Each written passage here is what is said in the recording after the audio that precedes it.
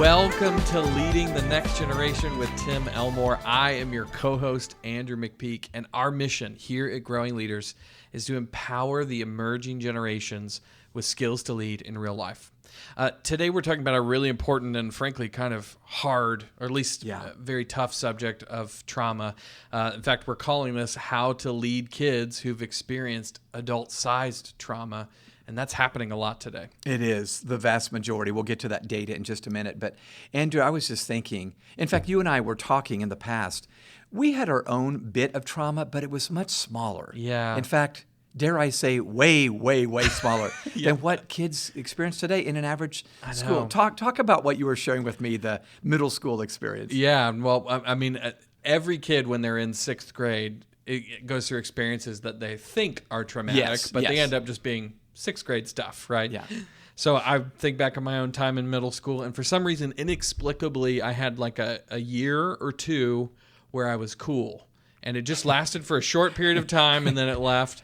And I remember, I believe it was seventh grade, early on in seventh grade, I had one of the cheerleaders who actually wanted to go out with me. Now, of course, going out back then just meant like you sit next to each other at lunch, that's or right, whatever. yeah. And so it lasted for 2 weeks. I was on cloud nine because I was, quote unquote, dating a cheerleader.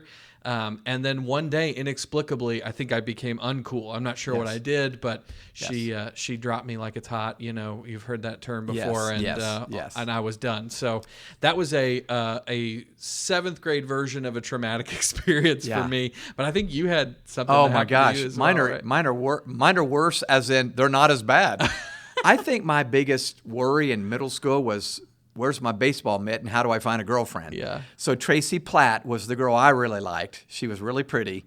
And I remember she did not want to date me. And of course, date is, again, it's relative. We're passing notes, at best. Yeah. We're seeing each other. We're seeing each other. It's kind of become a big thing. That's right, yeah. So, but I remember that. And I remember for a few days, it took me a while to get over the fact that she didn't want to go out. But I look back and I go, that was childhood stuff. And when I think about what kids are going through today, and I don't want to be cliche, please hear me, listeners, we're not attempting to be pithy, but the trauma that they are experiencing isn't just silly stuff like Andrew and I just described. It's significant. We're going to look at it briefly, and then we're going to spend the most of our time, how do we lead kids through this adult-sized trauma that they've experienced? Absolutely. I wish that the 6th and 7th and 8th graders that I get to talk to today, that all they were going through was getting broken up with by their cheerleader girlfriend. But the reality is today's kids are going through all kinds of very, very real experiences. And, I talk regularly to teachers who are like, listen, I can't be the counselor in the classroom. And I'm saying, you don't have to. That's not your role, right? Yeah. We're not asking you to be a professional counselor. But the reality is, every adult in a kid's life today, a kid who's going through the stuff that we're going through today, has to recognize that they are going to have to play a role in helping a kid process, at the very least, some of what they're going through. And that's a real challenge when some of the traumatic events they're facing, like the one I know you're about to talk about, are so intense. Yeah. So you all might remember the tragic story from this past April. It was a 6th grade boy who found his dad's 9mm handgun, loaded it with a magazine of bullets, walked onto his campus at Plymouth Middle School outside of Minneapolis, Minnesota, and he positioned himself in a hallway, shot the gun toward the ceiling, and watched fellow students run and scream in terror. Now you might, why would he do that? Well, he explained later, because what he thought would happen didn't happen. His goal was to commit suicide, but he didn't have the courage to do it himself. So he thought he would draw police in, and they would shoot this boy with a gun, and it would be over, and he wouldn't have to do it. So he chose this method and recorded it in a suicide note, and he said this, "I hope my death makes more sense than my life," wrote this 12-year-old boy. Just so tragic. And I'd like to say that was an isolated incident. Andrew, it's happening so much. In fact, I have shared recently something, I don't know if I've said it on the podcast. In the year 2019, so that was a couple years ago, there were more mass shootings in America than we had days in the year. Yeah. So if we think, that's not really how kids are making a big deal. Well, on the average, more than one a day. I did talk to a group of high school students in Gwinnett County not far from where we live. And they said, "Oh, yeah, Dr. Tim, when we hear a pop in our school, we're sure it's a gun. Yeah. We all duck." Yeah, it may just be a balloon popping. That's right. And probably is just that. It's probably not a gun. But if they're all thinking that way, that is trauma entering their minds. Yes. Even if it's perception. Yeah. So, yeah, it's just the incident was a part of a surge that I've just mentioned in shootings this last spring. And it's often overlooked, I think, because of the COVID-19 pandemic. We're all talking about which is itself a trauma. That's true. Situation. That's true. Yeah. There were actually 14 shootings that occurred on a school campus in less than 3 months. Wow. So think about that. That's almost 5 a month. And this was according to the Washington Post. It was the highest total over that period during any year since at least 1999, when Columbine High School, the massacre happened. So just crazy, crazy, crazy. Since 1999, so the last 21, 22 years, over 250,000 students have been exposed to a campus shooting during school hours. That's 250,000. Yeah. All I'm asking you to do, listeners, right now is just pause and think, is this the way life should be? Yeah. And we would all say no. But so the second question, how do we lead if this is a reality? We can't pretend it's not happening. We can't just say, let's just do math. Somehow we're going to have to help them navigate emotionally what's going on. Absolutely. And the reality we have to sort of swallow is we're not really making a podcast here about school shootings, right? Yeah. We're making it about trauma. And the reality is that even for those kids who were not involved in a school shooting, they were 3 states away. They never really had to do that. They're growing up in a world where they are exposed to information and ideas about the possibility of things that might happen. And what we're seeing is a rise in kids who feel trauma. Yeah. And that's the phenomenon that we really want to address. Maybe there has been a school shooting near you. I don't know. But whether or not there is, your students are still feeling the effects of this phenomenon. That's exactly right. So listeners, check this out. According to a nationwide study by the Barna Research Center in California, 82%, can I say that again? 82% of Generation Z members report experiencing at least one traumatic event in their lives. Wow. And for many, it was the first 5 years of their life when they're so impressionable. And for others, it was the COVID-19 pandemic. That was a trauma. They failed. But think about it.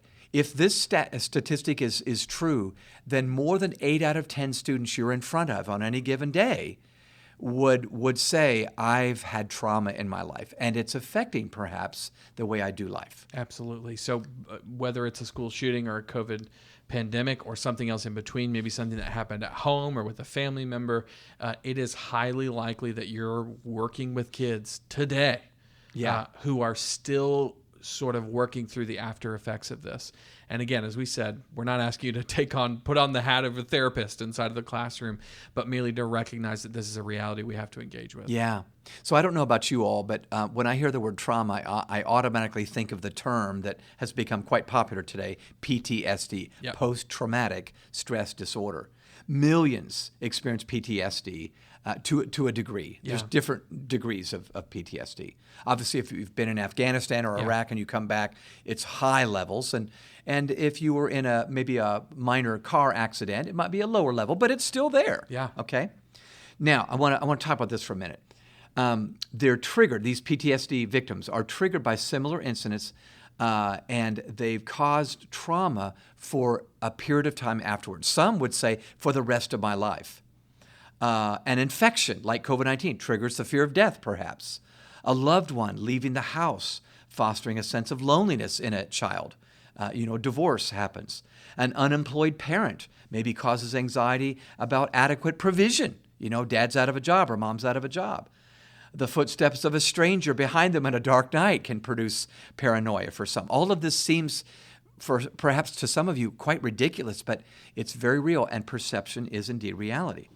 But PTSD does not need to rule the day. Yeah. If 82% are saying, I've been traumatized, it doesn't have to rule the day. And that's what we want to talk about the remaining minutes of this podcast. Yeah, I believe it was the first time we talked about it was when you put out your book, The Pandemic Population, because we were recognizing a high degree of students who are feeling like, I don't know what to do about this whole thing, trapped at home, all my favorite things got canceled.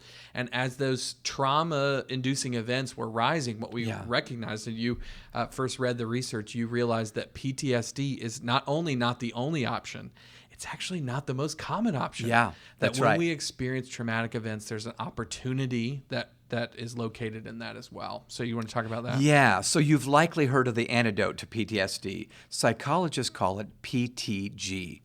I had not heard of it up till last year, a couple years ago, I suppose. PTG stands for post-traumatic growth. And in reality, when you look at the numbers, 4 out of 5 victims of trauma end up with growth, not stress disorders. Yeah. Or they go through PTSD and then come out of it with growth. Yes. And I want to challenge you to consider this, listeners.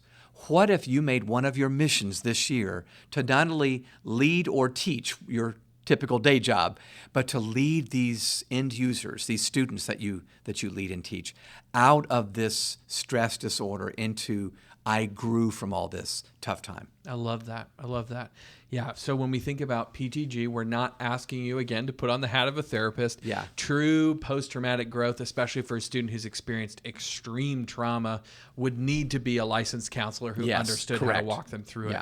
But the tenets of PTG are entirely possible for a teacher to do in regular interactions with their students, and that's really what we're talking about. Yeah.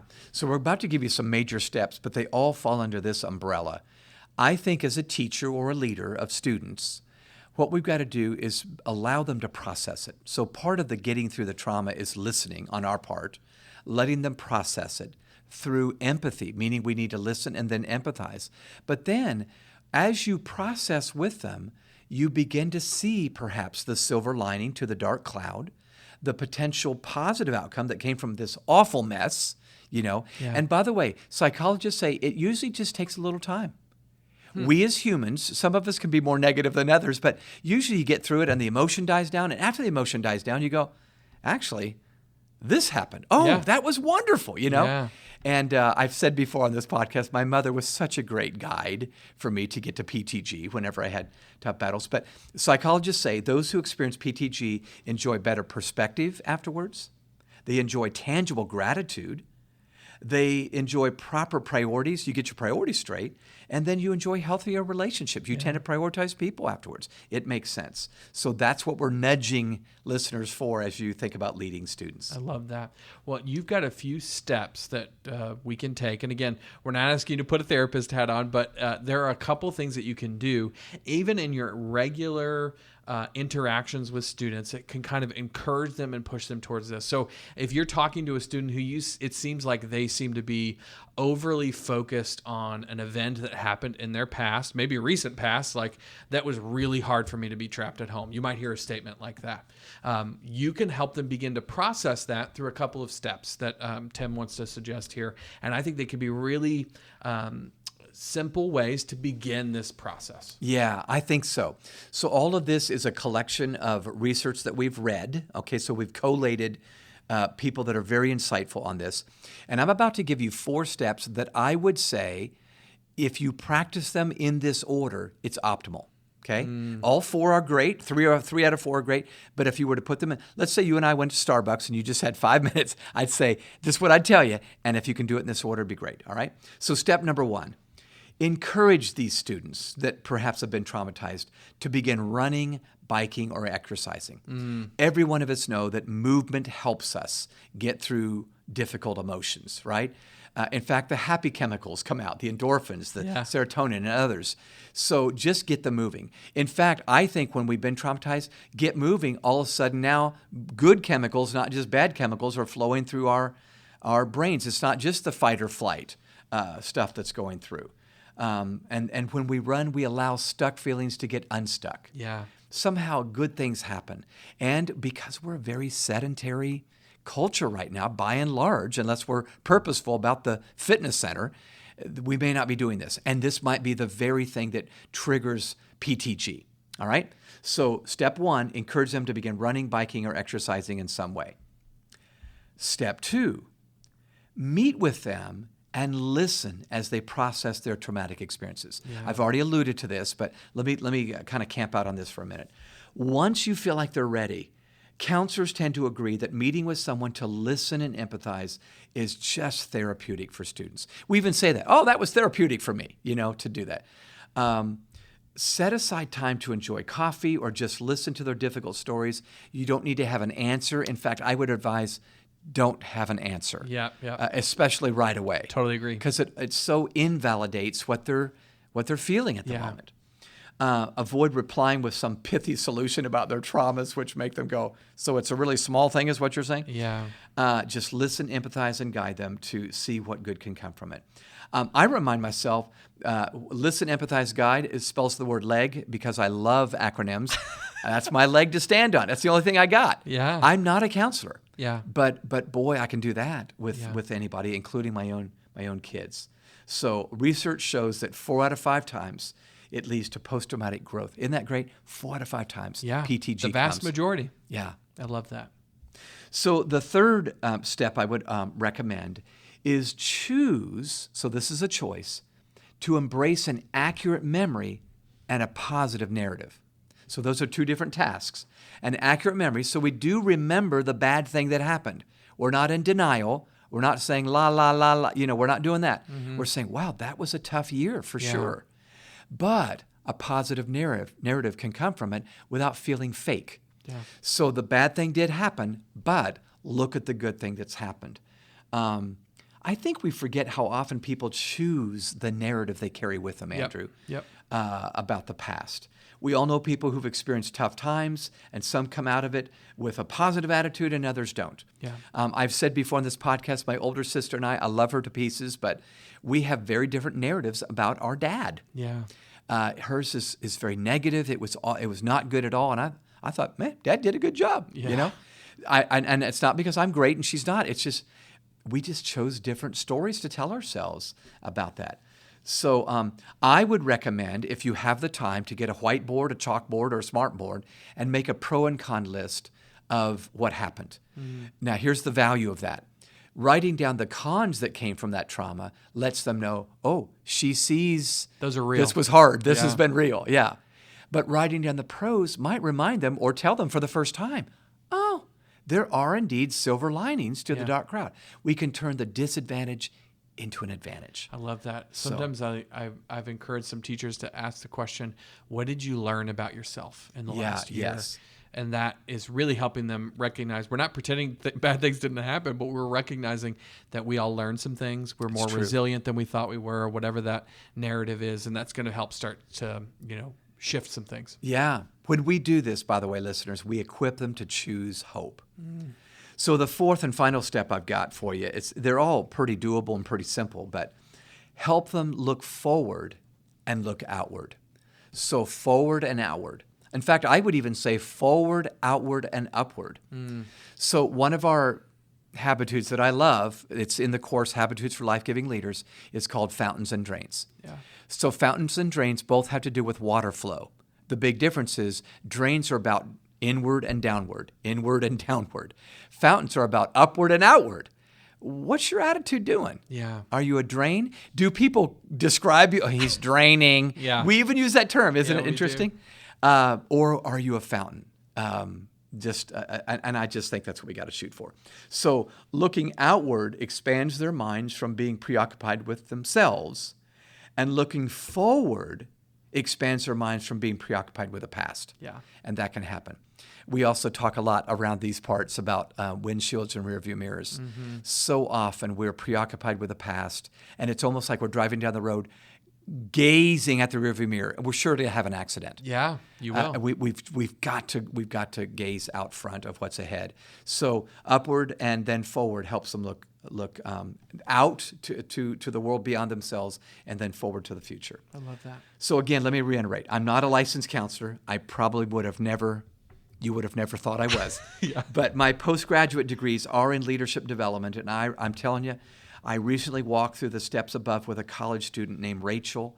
She'd been traumatized by a COVID-19 infection and felt paralyzed. Her family members had all gotten it too. Sometimes that happens when you're quarantined together. Yeah. But it was really traumatic for her, much more than it was when I when I got it myself. We met regularly for a period of 5 months, so that was multiple times each month we happened to see each other. And I've watched her begin looking outward and forward since late January. It's been a joy to see her just change her outlook. And it wasn't adding any points to her IQ. I don't know that she read any books or anything like that. Didn't add any talents to her arsenal. But boy, her perspective is different, and that's what we're shooting for. Absolutely, I love that. I love that.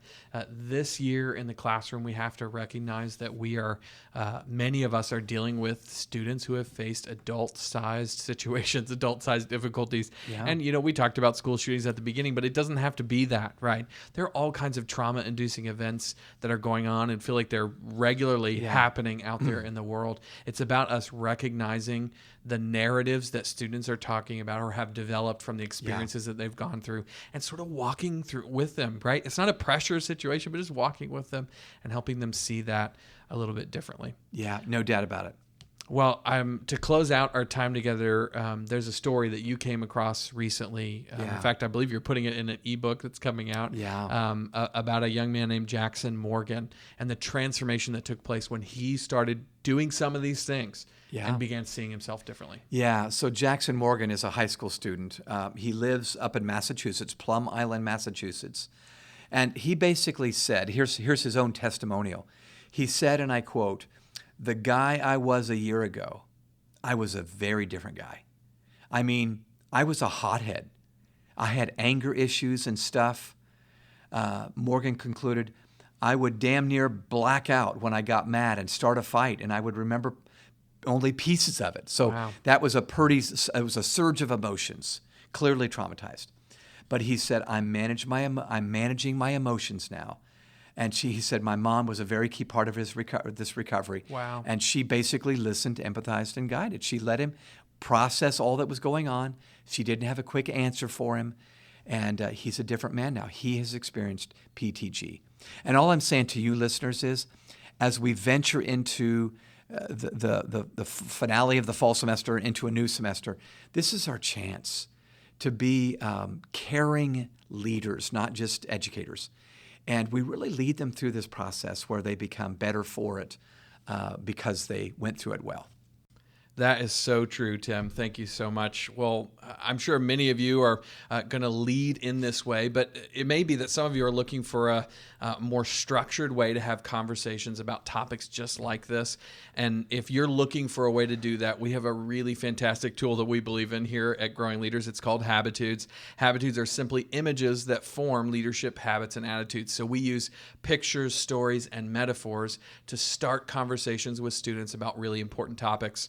We've got a great course called Habitudes for Social and Emotional Learning. We have a middle school and high school edition of this program, and we would love for you to check it out. In fact, you can try it out for free. All you got to do is head on over to growingleaders.com/SEL. That's growingleaders.com/SEL. You can find out more about it. And as I said, try it out for free. Well, as always, if you would rate this podcast, give us 5 stars. That gets the word out about what we're doing here. If you found this particularly helpful or impactful, pass it along to somebody that you know. We would really appreciate that. If you want to connect with us online, we are at Growing Leaders and at Tim Elmore, pretty much everywhere you are. And then finally, if you have ideas for this podcast, people you want us to interview or subjects you think we should talk about, shoot us an email. It's podcast@growingleaders.com. We love getting those. Tim, thanks again for leading us. Thank you guys for leading the next generation, and we'll see you next time.